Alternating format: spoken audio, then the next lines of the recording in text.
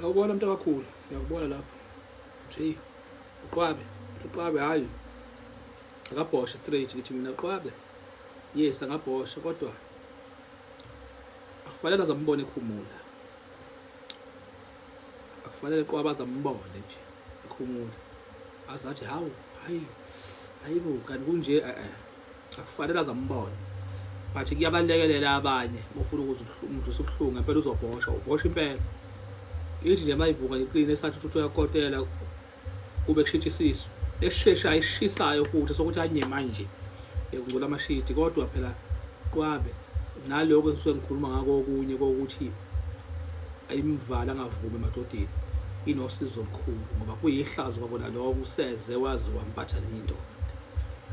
Kodwa ke asisho ukuthini, asisho ukuthi thini kodwa bengithi nje ngikucushise ukuthi ungayivumi yekeni ukuyivumela into ukuthi azathi umuntu mkhulu kodwa ngithi umuthi wami ucatshwa lendukwini ucatshwa khona la ukuthi umuntu uma ngabe ethi ukuthi lilale usuke sembonile usuke ngakwazi nokumthinta ngendlela amthinta ngayo amchama umuntu wesifazane agcine ejabulile basobani bafowethu kodwa konke kukhona nikufunayo angiphazamisi kodwa ukukhetha ngoba nginakho kodwa akufanele azambone ngoba siyehle isithunzi nakuyena nakuwe uqobo